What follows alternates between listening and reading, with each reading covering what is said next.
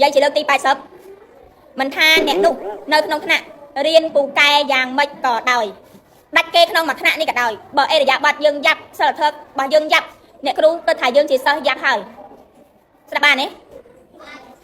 trong bài cơ thảo nhóm liên ban lệnh môi nhóm chơi an cột nhóm chơi thua cột một bờ lông nhóm chơi đừng à bàn tay đã bắt chân mau chơi đa mau chỉ nghe chỉ ngang ở chơi cột kê chơi mau mình miên chỉ sợ lo dương cơ thảo luôn ai là trong vậy chỉ công cơ thảo luôn ai đi mà cài liên xoa liên ban lệnh môi luôn anh chỉ sợ lo không thằng no sầm đặc cột ở đây bà tha liên bà cài bài cái đây đã bắt chân mau chơi để cơ thảo sơn nâng chơi vậy hay là đặc cột cứ áo sồn hay còn bài lang thạ này vậy chỉ đầu tiên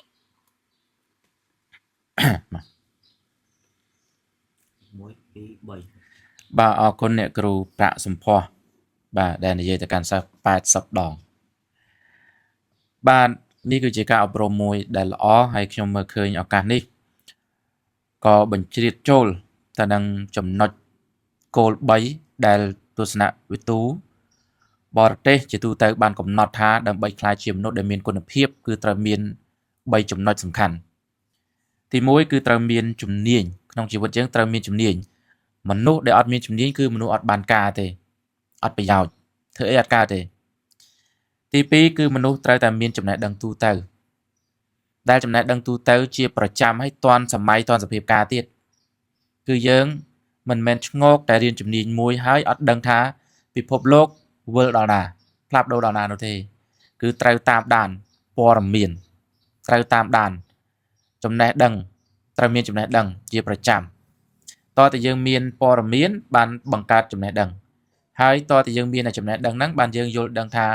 អ្វីដែលយើងធ្វើនោះវាខុសឬក៏ត្រូវជាពិសេសវានាំឲ្យយើងស្គាល់កលៈទេសៈ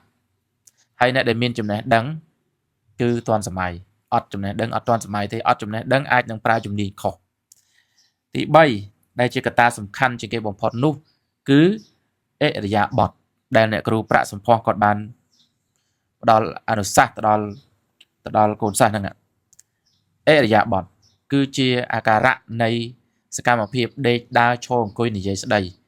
ដែលប្រកបទៅដោយសិលធម៌សុជីវធម៌គុណធម៌សុភាវធម៌ណាតើតើយើងមានអត្តចរិតអិរិយាបថអាកប្បកិរិយាល្អ